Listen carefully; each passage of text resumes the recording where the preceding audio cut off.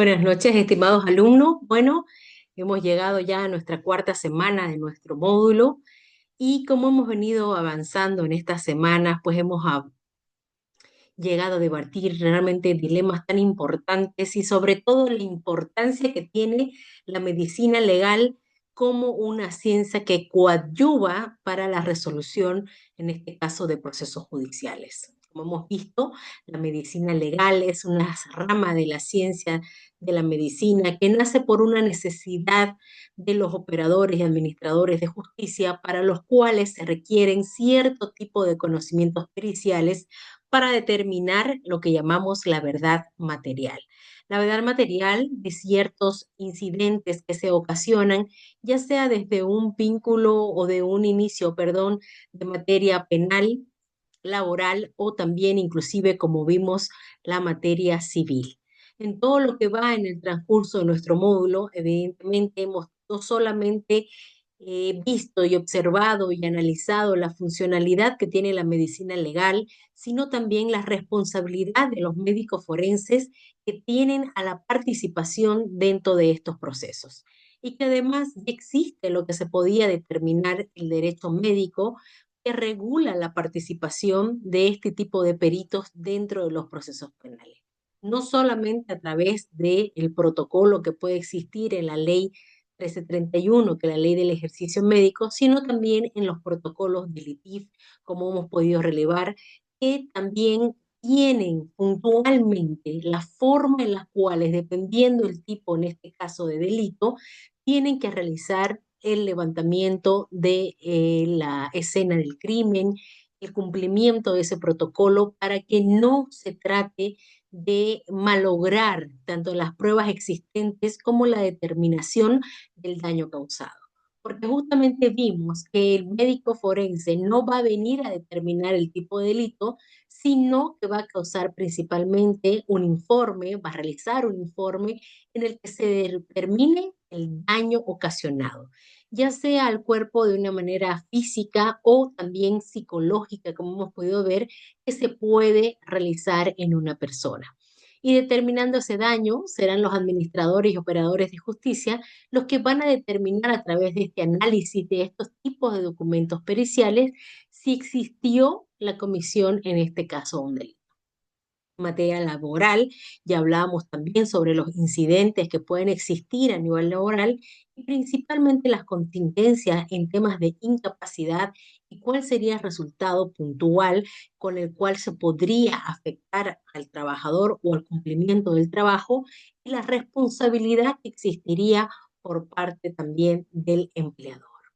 Pasado esto, hemos visto también la relevancia de ciencias como la traumatología, la identificación de, en este caso, de tipos de lesiones que, como hemos visto, pueden ser realizadas con diferentes instrumentos, generando un impacto, como hemos dicho, morfológico o funcional a la salud, en este caso, de la víctima o de la persona a la cual se le causan las lesiones. ¿Sí? Ya sea porque se hizo un daño físico o, como habíamos dicho anteriormente, se realiza un daño psicológico. Entonces tenemos igual ya la traumatología, tenemos la tanatología que era una ciencia tan importante para determinar, ¿no?, la causa y el tiempo de la muerte, porque la tanatología ve desde un enfoque clínico, forense, las causales de la muerte y obviamente evidencia a través de un informe, dependiendo de las condiciones en las que se encuentre ya el cuerpo sin vida, para poder determinar a través de un informe forense qué fue lo que pasó, ¿no? Una vez realizado toda esa inspección médica forense con toda la pericia que se realiza. Y ahí fue nuestro resultado del debate tan emocionante de determinar cómo, ¿no?, cómo los médicos pueden llegar a determinar el tema de la muerte, ¿no? Con diferentes aversiones, desde incluso físicas, morales, ¿no? Y filosóficas, me atrevería a decir, de lo que se puede considerar un cuerpo sin vida. Porque como veíamos, existen muchas teorías de que puede existir inclusive una muerte cerebral y no una muerte biológica, por así decirlo, ya que nuestro organismo seguiría en ese tipo de funcionamiento, pero no así tener una actividad neurocerebral que permita una funcionalidad básica que además es considerada como un tipo de análisis para determinar si se puede considerar o no a una persona con vida. Y otras de las ciencias también que coadyuvan o de las especialidades que podemos definir dentro de la medicina legal es lo que vamos a ver el día de hoy, que es la sexología forense. ¿Sí? La sexología forense viene a ser otra rama, ¿no?, de la medicina dentro de la medicina forense, que desempeña un papel importante y crucial en la investigación y el procesamiento en lo que ya corresponde a los delitos sexuales, ayudando lo que establece a establecer la verdad, brindando un apoyo a las víctimas y asegurando que los culpables pues sean llevados ante la justicia. ¿Por qué? Porque este tipo de delitos que se cometen, ¿no?, en este caso igual en nuestro país, tienen un impacto no solamente físico en la víctima, sino como vamos a poder ver, tienen un impacto emocional. Y no solo a la víctima, sino también al entorno y tienen un impacto mayor de violencia generada a toda la sociedad. Así que involucra de una forma integral inclusive a toda la sociedad. ¿Sí? Entonces, la sexología forense la podemos definir como aquella rama de la medicina forense que se centra en el estudio de la sexualidad y las conductas sexuales y para esto utiliza cierto tipo de parámetros, como cuáles, el de evaluar la credibilidad y el impacto, por ejemplo, sexual, que ayuda a determinar si una víctima efectivamente ha sido agredida sexualmente y a comprender el impacto psicológico y emocional que esto puede tener, ¿sí? Analizar los indicios biológicos. Se utiliza de laboratorio, análisis de semen, sangre y muestras genéticas para identificar y analizar indicios biológicos relacionados, obviamente, con este tipo de delitos. Entonces, hay la importancia del cuidado, de la gravedad, como les digo, porque el daño en este tipo de delitos realmente son daños integrales, que no van a ser solamente físicos, sino también que tienen un impacto psicológico y emocional. ¿Sí? También tienen que obedecer este tipo de pedidos a la reconstrucción de los hechos, para lo cual los sexólogos forenses pueden utilizar los conocimientos de la sexualidad, la conducta humana, para reconstruir los hechos del delito y ayudar a determinar la dinámica en la cual, bueno, se dio la situación. Brindan también un asesoramiento a los investigadores y profesionales del sistema legal de cómo se debe abordar el caso de violencia sexual al hacer un tipo de delito o de agresión considerada entre una de las más complejas y delicadas a tratar. ¿Sí? Entonces, ¿cuáles son los aportes que se realizan entonces dentro del proceso legal? Pues será la evaluación de la víctima, que comprende, nuevamente lo repetimos, el impacto no solo físico, sino psicológico y emocional que esto implica, ¿sí? Evaluar la credibilidad del testimonio, identificar secuelas y necesidades de apoyo. La evaluación de igual manera, como vimos en el proceso que estamos simulando dentro del curso, la evaluación importante del considerado o supuesto agresor, ya que no se puede determinar legalmente hasta la conclusión del proceso, analizando patrones de conducta sexual, desviaciones, como las vamos a ver, que son las denominadas la parafilia, evaluar el riesgo de reincidencia, comprender cuáles fueron aquellos motivos, perdón, o las motivaciones o factores subyacentes que llevaron, en este caso, al supuesto agresor a cometer este tipo de delitos. La interpretación de las pruebas, ayudar a interpretar hallazgos médicos legales desde una perspectiva sexológica, elaborar perfiles criminales, contribuir a la identificación de características de conductas y motivaciones que tenga este tipo de agresores llamados sexuales. Igualmente, ¿no? Será prevención como parte de una prevención del delito, de informar de cuáles son los factores de riesgo y mecanismos que podían llevarnos a tomar medidas, no solamente a un nivel personal, sino incluso, ¿no?, de la comunidad, incluso políticas, ¿no?, de salud pública, para de alguna manera mitigar o prevenir este tipo de violencia que existe igualmente en nuestro país como en todo el mundo, ¿sí? El abuso sexual, obviamente, como hemos visto igual en la normativa, en el caso de que se trate de menores, es un delito que se encuentra agravado, ¿no? Porque como sabemos, como principio constitucional, los menores están revestidos por una protección prioritaria, ¿no? Que incluso la establece nuestra Carta Magna, que es la Constitución Política del Estado. También tenemos determinaciones con delitos contra la libertad sexual, ¿no? Que establece medidas para proteger esa libertad sexual de las personas. En nuestro Código Penal, igualmente, podemos determinar que existen ya determinadas tipologías de este tipo de delitos, como son la violación, el abuso sexual, el acoso sexual, el estupro y las agravantes, como veníamos viendo en el caso de los menores. La violación está tipificada como tener acceso carnal mediante la violencia que se realiza, amenaza, engaños o aprovechamientos de incapacidad de consentirlo, es decir, que va contra la voluntad. Ese acceso carnal mediante la violencia, amenaza, engaño o aprovechamiento de una incapacidad de consentir. Es por esto que la violación se puede dar, por ejemplo, cuando uno está inconsciente, ha bebido bebidas alcohólicas, a las cuales no se puede determinar o no se puede justificar de que la víctima en este caso podría haber emitido algún tipo de consentimiento, ¿sí? Entonces tiene que haber esa violencia, esa amenaza, ese engaño, ese aprovechamiento de por medio para que se pueda tipificar como un delito de violación. El abuso sexual, por su parte, está tipificado como aquellos actos libidinosos con violencia igual, amenaza, engaño, aprovechamiento de incapacidad o en este caso de la minoría de edad, que como hemos dicho anteriormente, se considera un agravante.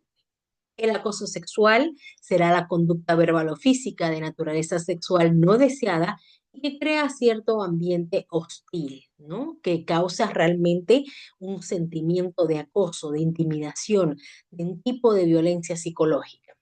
El estupro referirá a la relación sexual con menor, que además se reforzó con leyes que, como decimos, desde la supremacía de la Constitución, nuestros niños y adolescentes menores de edad están recubiertos o investidos de alguna protección especial que así lo considera la normativa, ¿no? Y las agravantes, dice, con personas menores, con personas de discapacidad, peor si ha sido realizada por familiares encargados de la guardia o la educación, que lo cual, por el vínculo, como ya hemos visto en otro tipo de delitos, pues se consideran un agravante, ¿sí?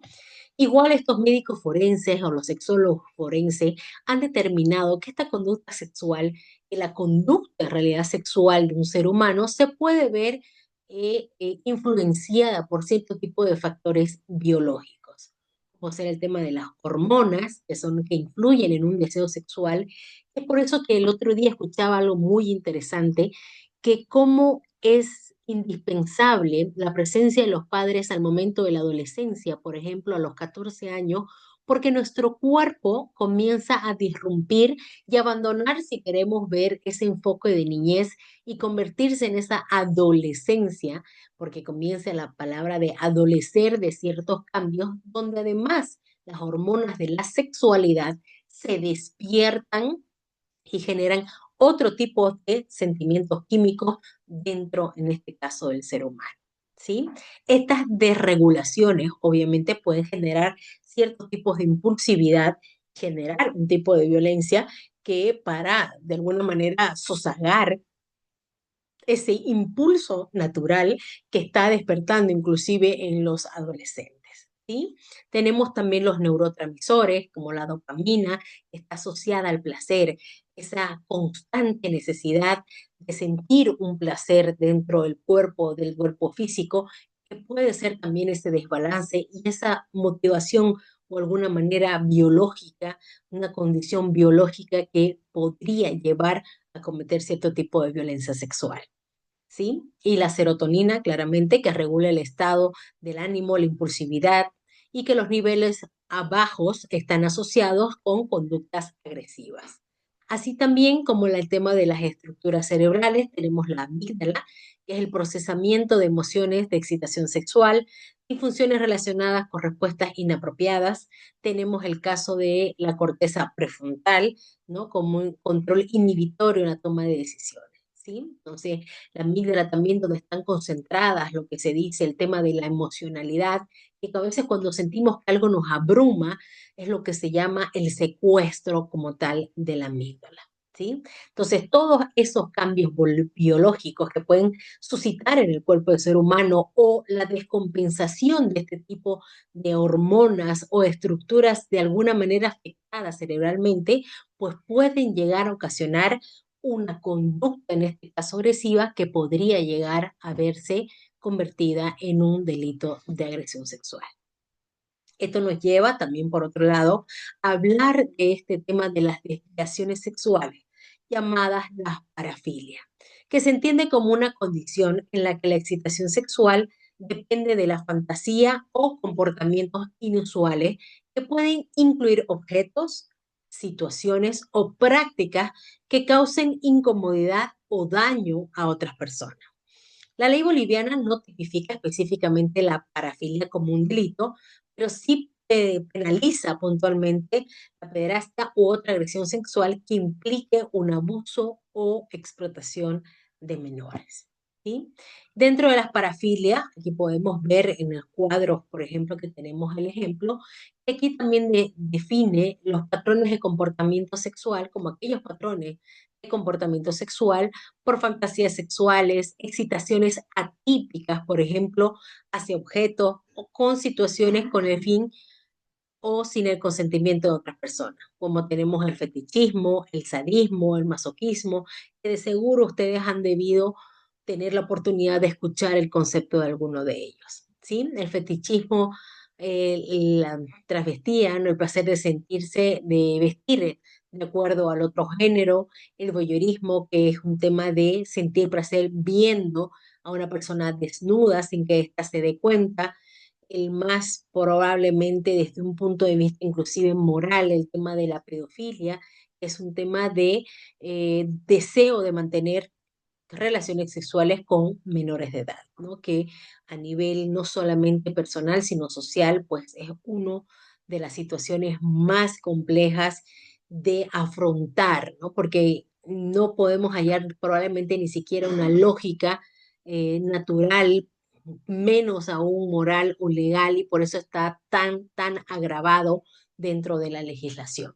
¿Sí? Entonces, estos serían unos tipos de parafilia que, como decía, si bien no están tipificados como delitos puntualmente establecidos, sí, como el caso de la pedofilia, se considera una agravante.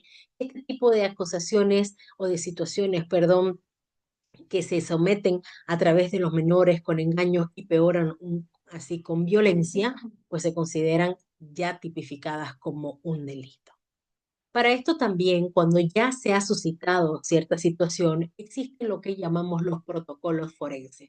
Como hemos visto en clases, para este tipo de agresiones sexuales existe un protocolo en específico donde el cual los peritos deben someterse, en este caso a través del IDIF, ¿no? Que tienen obviamente resoluciones que los avalan de cómo tiene que ser tratada una víctima considerada de agresión sexual. Tiene que haber una evaluación de lesiones, tiene que haber un tipo de localización, determinar la antigüedad, el mecanismo de la producción, porque recuerden que una violación puede realizarse también por objetos, no simplemente con el tema del acceso carnal, ¿no? Compatibilidad con el relato que tiene que hacer, tiene que haber una valoración igualmente donde entran igual los peritos psicológicos de la credibilidad del testimonio. Tiene que existir la congruencia de las lesiones y el relato, y la ausencia de lesiones no descarta, como decimos, y eso me parece muy importante que consideremos, la agresión sexual. ¿Sí? El médico en este caso puede informar el trauma afecta a la memoria sin juzgar además la veracidad o lo que vaya a decir en este caso la víctima. Dentro de los protocolos de la EDIF también establece procedimientos estandarizados para que los médicos consideren en caso de este tipo de delitos, ¿no? ¿Y qué buscan garantizar principalmente estos protocolos? La atención humanizada, centrada en la víctima, la recolección adecuada de las evidencias, la objetividad y la rigurosidad. Porque imagínense, al final los médicos forenses igual terminan siendo personas humanas que cuando se enfrentan a este tipo de situaciones, pues tienen que guardar una objetividad rigurosa y científica, no dejando bajo ningún aspecto que cualquier situación o pensamiento o afectación moral pueda incidir al momento de elaborar el informe que estos realizan. Debe existir una coordinación interinstitucional y una protección de los derechos de todas, en este caso las partes, por declaraciones de derechos humanos, ¿sí? Bolivia, en este caso, ha ratificado tratados internacionales que influyen en nuestra legislación claramente y en la jurisprudencia. ¿Cuáles son, podríamos hablar, algunos derechos de la víctima? Ser tratadas con dignidad y respeto, recibir protección y asistencia integral, no solamente a través de una revisión física, que además podría hacer que la víctima, en este caso, vuelva a realizar, ¿no? O pasar por esas situaciones. Tiene que ser también psicológica y legal. Este tipo de protección que se debe dar en todo caso a la víctima, ¿sí? La participación en el proceso judicial y ser informada, obtener una reparación del daño. Y respecto a los derechos de los presuntos agresores, porque como les digo, tenemos que hablar de presuntos agresores hasta no tener una sentencia, la presunción de inocencia como principio constitucional claramente, un juicio justo con garantías de defensa, presentar prueba, no autocriminarse, que también es un derecho constitucional, y ser tratados con humanidad y respeto claramente hasta con la dignidad. Entonces, como vemos, este tipo de delitos y la participación en este caso de los médicos forenses es de vital importancia para el proceso, porque ellos, al tener la pericia en este tipo de situaciones de violencia, pues van a poder coadyuvar aún de una mejor manera, en este caso, a los operadores de justicia. De esto también nos lleva a hablar a lo que se denomina la violencia doméstica. ¿Qué es la violencia doméstica? Obviamente es la violencia que se genera, el tipo de acciones que generan dentro, de, en este caso, del hogar, ¿sí?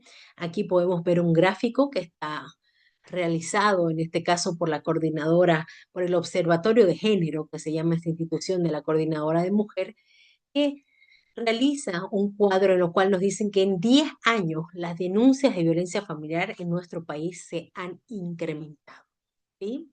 Establece que la violencia familiar, por ejemplo, al 2023, fue más frecuente en las mujeres que, de las edades que oscilan entre 18 y 29 años. Sí, imagínense, el límite de cumplir una mayoría de edad, tenemos un 35% del total de las denuncias de que la violencia ha sido infligida en personas de esta edad. En esta edad me atrevería a decir que son edades que están comprometidas, donde las mujeres en Bolivia tienden a formalizar un matrimonio o a ser inclusive madres, ¿sí? Estos porcentajes y se dan cuenta de que el riesgo de sufrir agresiones físicas, psicológicas y sexuales o de otra índole por personas del medio familiar acompaña a las niñas, adolescentes y adultas durante toda su vida. Es decir, ¿por qué? Porque inclusive a un 2% estamos hablando de que se existe violencia familiar a mujeres, en este caso, de más de 70 años. Entonces, aparece un estadístico realmente importante de analizar y de evaluar, lo que nos va a llevar a pensar en las situaciones que existen en nuestro país, ¿sí? De ahí tenemos que el tema de, perdón, la violencia sexual, ¿no? Está también protegida dentro de los principios constitucionales. En el artículo 15 de la Constitución dice que toda persona tiene derecho a la vida, a la integridad física y psicológica. Todas las personas, en particular las mujeres, tienen derecho a no sufrir violencia física, sexual o psicológica, tanto en la familia como en este caso en la sociedad, ¿sí? Asimismo, debido a los constantes casos de violencia contra las mujeres, se emitió en la gestión 2013 la Ley Integral para garantizar a las mujeres una vida libre de violencia. Y por muy polémica que haya sido esta normativa y en lo que hemos debatido en clase, que existe la probabilidad de que se esté mal utilizando, esta ley lo que logra es establecer mecanismos y medidas de prevención, atención y protección y reparación del daño a las mujeres que sufren este tipo de violencia. Que como vimos probablemente antes de la publicación de esta norma, el tratamiento de la violencia doméstica en Bolivia pues no tenía las suficientes garantías normativas para poder tener un proceso que proteja en este caso a la víctima de violencia doméstica. Totalmente debatible desde un enfoque, digamos, de los supuestos agresores, ¿no? En los cuales, como hemos visto, existen casos, inclusive que se han utilizado hasta como una forma de chantaje, digamos, por parte de ciertas personas que denuncian de manera falsa, en este caso, el tipo de violencia doméstica. Pero la finalidad de la ley, como hemos visto, las finalidades de todas las leyes que existen en nuestro país, es buscar un bienestar colectivo.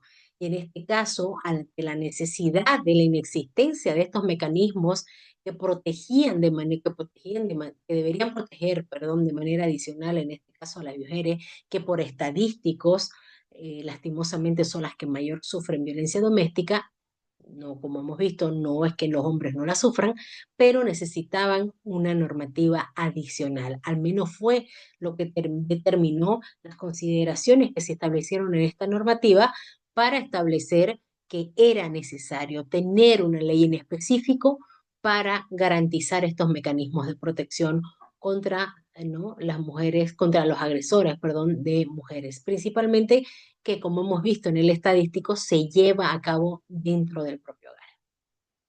¿Qué tipo de violencia además determina? Ahora no solamente estamos pudiendo hablar de una violencia física, sino psicológica, sexual, económica, inclusive, ¿no?, digital, haciendo este uso de la tecnología para controlar o dañar, en este caso, a la persona que es víctima. La física, obviamente, será uso de fuerza que va a causar un daño corporal, la psicológica, la humillación, la intimidación, el control, la sexual será la imposición de actos sexuales sin consentimiento, que como inclusive debatíamos que existe, ¿no?, la posibilidad de que este tipo de violencia sexual pase dentro del hogar entre matrimonios. Y la economía, que era el control de recursos que consideran a través de la dependencia económica. ¿Sí? Dentro de la violencia, digamos, sexual, conforme los protocolos identificados dentro del IDIF, tenemos que se determinen el tipo de lesiones, en este caso físicas, que pueden llegar a ser contusiones, fracturas, perdón, heridas y signos de asfixia. Determinen el mecanismo, la cronología, la intención que tuvo el agresor a generar esta situación de violencia. Existen trastornos, obviamente, psicológicos o daños, perdón, psicológicos y psiquiátricos, que incluso pueden dejar trastornos de estrés postraumático, depresiones, ansiedades, ¿no? Que todo eso se tiene que evaluar conforme los protocolos que tiene el ITIF. Estos daños pueden ser delitos independientes o agravantes penales. Y los impactos neurobiológicos, que son los cambios cerebrales en las víctimas crónicas, es decir, que han sufrido este tipo de violencia durante muchísimos años, ¿no? Que pueden tener efectos inclusive epigenéticos, que implican la necesidad de una intervención temprana, de una identificación. Es por eso que a nivel mundial, no solamente en Bolivia, se lanzan continuamente este tipo de campañas que protegen o que buscan ayudar a personas que son víctimas de violencia doméstica. Aquí tenemos los preceptos legales, que como hemos dicho, la Constitución Política del Estado, el Código Penal, la Ley 348, la Ley 1173, que agiliza este tipo de procesos y limita la conciliación y priorización de las místicas, promueve la oralidad. ¿Por qué? Porque el pasar por un proceso de violencia doméstica nuevamente genera impactos psicológicos dentro de la víctima, porque tiene que estar en constante, ¿no?, repetición de la situación que pasó, inclusive, ¿no?, constantes análisis, constantes peritajes que se pueden suscitar, lo cual vuelve de alguna manera a revictimizar a la persona porque tiene que volver a pasar. Entonces, lo que esta ley pretende justamente es tratar de que este tipo de proceso sea lo más rápido posible para que el daño sea menor. ¿Qué tipo de protocolos existen, como decíamos anteriormente, para tratar de manejar de una forma más humanizada este tipo de peritajes que hace la medicina para coadyuvar a los operadores de justicia? Se tienen los protocolos de atención de víctimas de violencia física y sexual, la valoración del daño físico y psíquico, ¿no? Y donde entra en el detalle de las lesiones y la evaluación forense, ¿no? Que incluye la cronología del trauma, la compatibilidad del relato, como ya habíamos visto, el diagnóstico, las recomendaciones, y que todo eso es llevado a través de un informe como parte probatoria. Es por eso que también se necesitan pericias verdaderamente auténticas por parte de este tipo de médicos para poder realizarlas de la mejor manera posible. Aquí nos vamos a entrar a un punto igual, ya concluyendo el tema de la violencia, al tema de la participación de la medicina legal por parte del matrimonio, el embarazo y en este caso el aborto, sin entrar en lineamientos de debate profundos de lo que implica, sino desde un enfoque de colaboración de esta ciencia en este tipo de situaciones legales. ¿Sí? En Bolivia la medicina legal se relaciona con el matrimonio, dice en aspectos como la capacidad legal que se tiene para contraer matrimonio, la nulidad lo mismo y la necesidad de un certificado médico prenatal en algunos casos, ¿no? Se enfoca en aspectos de la capacidad legal principalmente para contraer matrimonio, la nulidad del mismo y la necesidad de un certificado, ¿no? Lo que podríamos establecer. ¿Para qué, digamos, evalúa esta capacidad física y mental de las personas? Para garantizar que, obviamente, en este caso el matrimonio se haya realizado de alguna manera legal, consentida, ¿sí? La capacidad para consentir se determina si una persona comprende el acto matrimonial, como habíamos visto, especialmente en casos de discapacidad mental o enfermedades graves que se pueden también dar cierto tipo de casos. La nulidad del matrimonio, en este caso la medicina legal, puede, dice, sustentar pruebas en situaciones de coacción, engaño o también falta de consentimiento. Imagínense qué interesante que inclusive la medicina pueda llegar a determinar, ¿no? Para generar un acto tan importante como es el matrimonio, si existió algún tipo de afectación, engaño, violencia para que este acto se lleve pues adelante, ¿sí? La ley boliviana establece como requisito de la capacidad legal para contraer matrimonio, como hemos visto, 18 años, y o con este caso hace la salvedad de los padres en caso de los menores de edad. El certificado médico pericial prenatal puede ser requerido, dice, en algunos casos al paciente para evitar enfermedades congénitas. Y lo que hablábamos en clase justamente, en Bolivia no se estila pedir este tipo de exámenes cuando realmente desde un punto de vista legal, inclusive emocional, debería ser determinante para tomar una de las decisiones más importantes que es considerada del ser humano, como es con quién uno se va a casar, ¿sí? De ahí tenemos los aspectos legales, ¿no? Abarca la aplicación del concepto médico, conocimientos, perdón, médicos en cuestiones legales que incluyen todos los aspectos relacionados con el matrimonio, principalmente sobre tomas de capacidad legal, como hemos visto, y la investigación de posibles fraudes y evaluaciones de casos de violencia doméstica, en lo cual esta persona se vea violentada a su voluntad para contraer, en este caso, el matrimonio. ¿Sí? Debe existir una salud física mental, ¿no? El tema se considera un estado mental a los contrayentes, en el país si existen enfermedades hereditarias o que pueden afectar a la familia.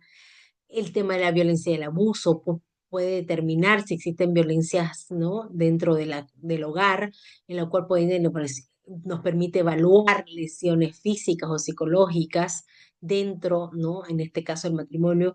Inicialmente lo que debatíamos en un tema un poco más llevado a lo moral, a lo filosófico, de qué es realmente, cómo es posible que se den estas situaciones dentro de un vínculo que podríamos considerar inclusive sagrado para algunas personas, dependiendo lo que, ¿no? La visión que se tenga de este acto tan importante, no solamente desde un punto de vista legal, sino de vida, que se pueda dar este tipo de violencia en un matrimonio.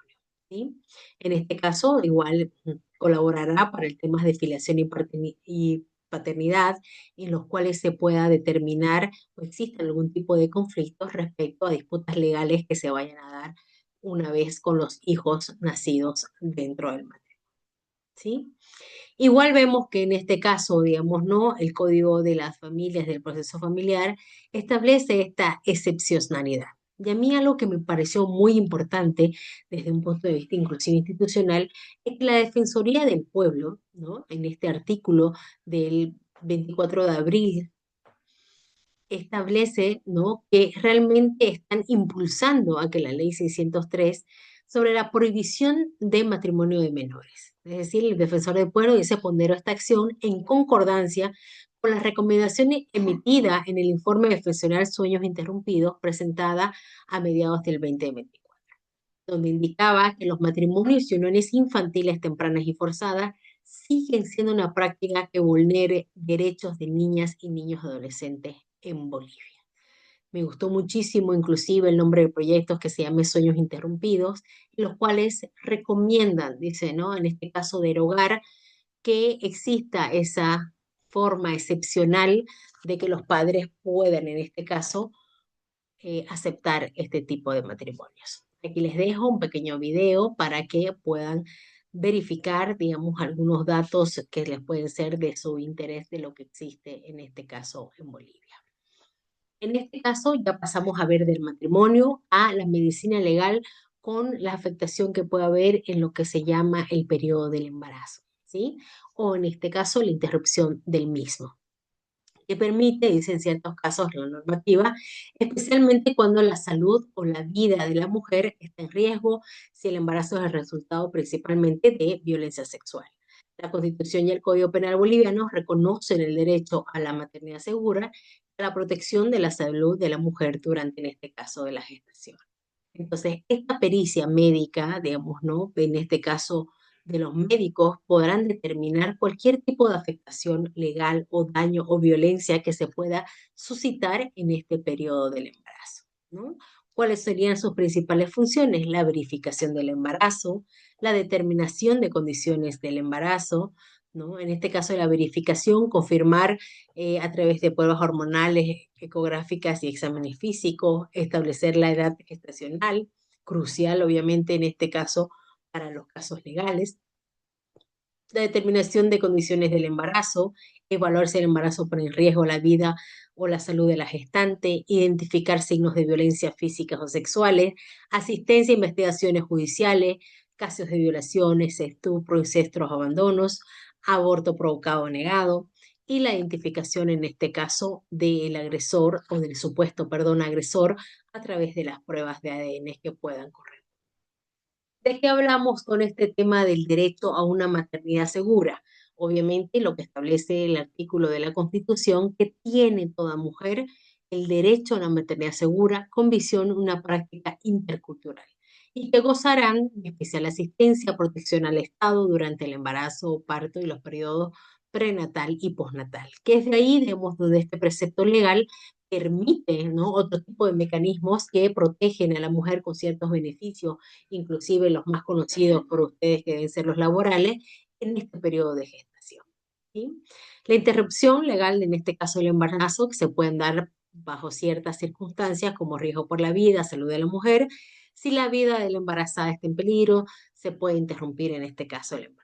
Y respecto a la violencia sexual, si el embarazo es resultado de una violación, de un estupro o de un incesto. Aquí no se trata de juzgar este acto, digamos, no que puede ser tan debatible y cada persona podría tener su propia opinión, sino de establecer cuál es el aporte que hace la medicina legal en este tipo de situaciones que se requiere este tipo de información para un proceso o en este caso para que los operadores de justicia pues lleven adelante la determinación de la comisión de un delito o no. Y como está, también lo dijimos, el Código Penal establece que la interrupción del embarazo es posible en los casos que ya habíamos mencionado y que obviamente existen políticas de salud pública en los cuales garantizan. También tenemos el diagnóstico del embarazo, como hemos visto, que tiene importancia en materia civil, en los casos de dispensa para contraer matrimonio, seguro social, y lo que decíamos anteriormente para el tema de los beneficios laborales de la madre. el estudio, ¿no?, del embarazo, parto, así como interrupción del mismo, son parte de la medicina legal, especialmente en los casos de aborto o infanticidio que se puedan generar. El Ministerio de Salud y Deportes dice ha establecido normas y protocolos para el manejo de interrupción del embarazo, que vamos a ver en qué normativas y así un poco de estadísticas que nos dan programas de investigaciones que tiene, digamos, el Estado para determinar que si bien no se tiene a ciencia cierta, pero sí tienen ciertas estadísticas por parte para poder manejar más o menos una referencia del número de embarazos interrumpidos que existen en Bolivia. Y claramente la exigencia legal que tienen para el cumplimiento de los protocolos en este caso. ¿Sí? Aquí tenemos la normativa, hablamos del Código Penal, la Ley 348, el Código Civil, el Pacto, digamos, de San José de Costa Rica, que es la Convención Americana sobre Derechos Humanos, que en este caso tiene rango constitucional en nuestro país y que establece que el derecho a la vida está protegido desde el momento de la concepción, independientemente del lugar donde esto ocurra. En Bolivia, como saben, no está permitido el aborto voluntario. En respecto, digamos, a los aportes que puede hacer la medicina legal desde un enfoque de ya un embarazo interrumpido, tenemos la confirmación que puede realizar un perito forense que se haya realizado, la verificación si fue espontáneo o inducido, determinar la edad gestacional y las condiciones clínicas de la gestante, evaluación de la legalidad, ¿no? Si ocurrió dentro de los márgenes legales, la identificación de riesgos médicos, que me parece algo tan importante, si existe riesgo real si existió riesgo real para la vida de la salud o de la vida de la mujer gestante, revisar las posibles o complicaciones por abortos inseguros, la recolección de evidencias a través de exámenes físicos, ginecológicos, análisis de tejidos, fluidos, instrumentos utilizados y obviamente a consecuencia resultará un informe legal con el respaldo científico que esto debe contener. ¿Sí? Y este documento me pareció realmente muy interesante, a pesar de ser del año 2019, pero que tiene inclusive la sentencia constitucional, perdón, la sentencia que modificó el artículo 266 del Código Penal, en el cual el embarazo se da por violación, estupro o incesto, o cuando la salud, es decir, refuerza esta aplicación normativa y que ahí nos da a conocer inclusive el protocolo de cómo una persona puede ir, digamos, a solicitar, en este caso, la interrupción del embarazo en este tipo de circunstancias. Este fue un trabajo elaborado por una entidad que se llama Católicas por el Derecho a Decidir. Esta publicación se realizó con el Fondo de Población de las Naciones Unidas y que fue publicada en La Paz en junio del 2019. ¿Cuáles son las obligaciones, en este caso, de los proveedores de los servicios en relación a la interrupción legal del embarazo, que es el ILE?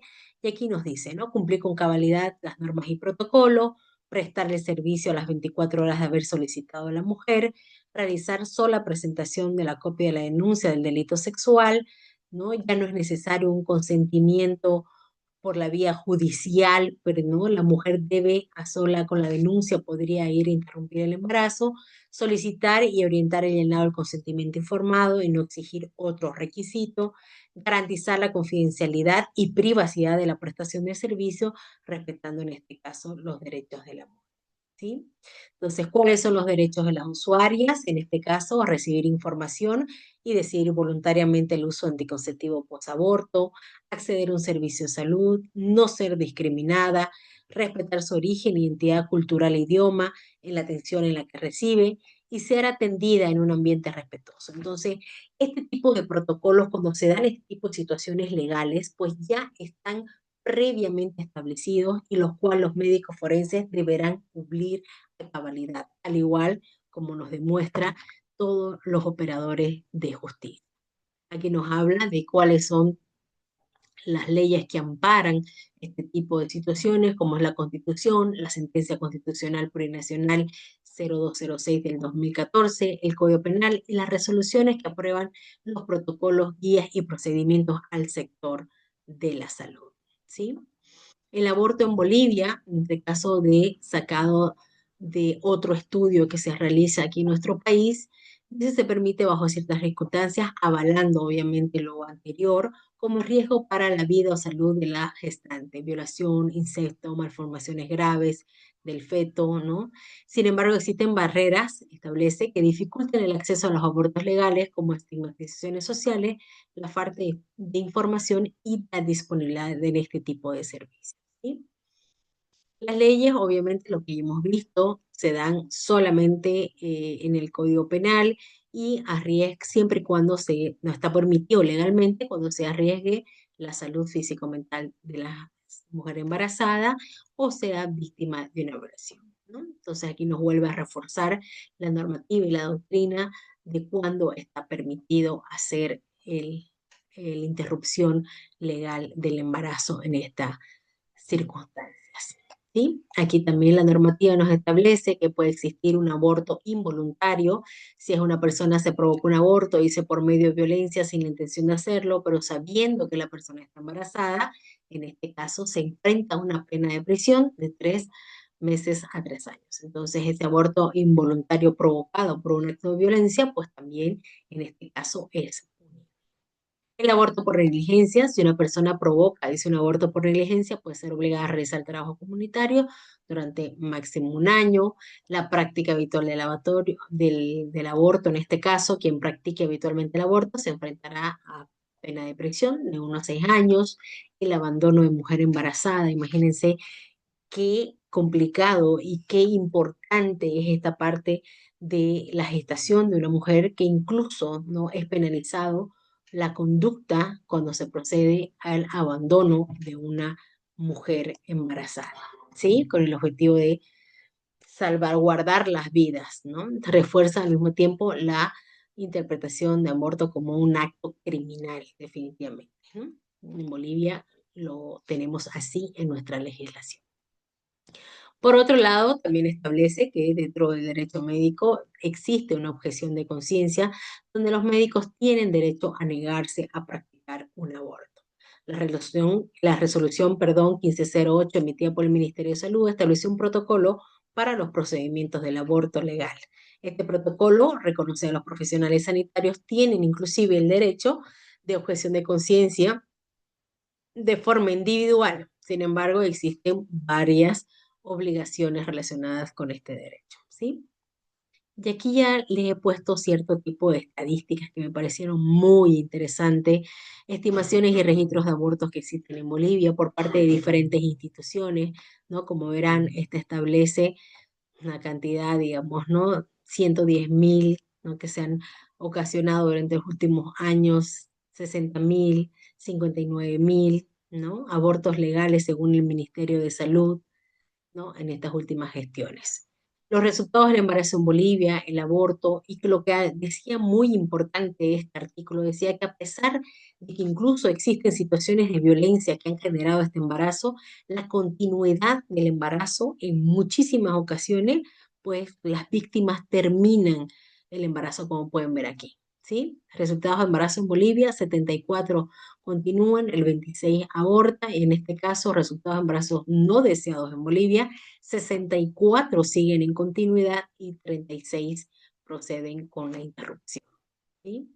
Aquí tenemos resultados de embarazos no deseados en mujeres bolivianas, conforme ya un estadístico, ¿no? De el número de mujeres, en este caso casi 350, continúa, el 60%, imagínense, de mujeres continúa con su embarazo a pesar de las circunstancias, 6 tienen un intento, un 25 tienen un aborto inducido, un 7% un espontáneo y un 2% otro tipo de resultados, ¿sí? Resultados de embarazos de niñas de 15 o menos años, inclusive las niñas, aquí podemos ver cómo todavía abarcan un porcentaje mayor para la continuidad, en este caso, del embarazo, ¿sí?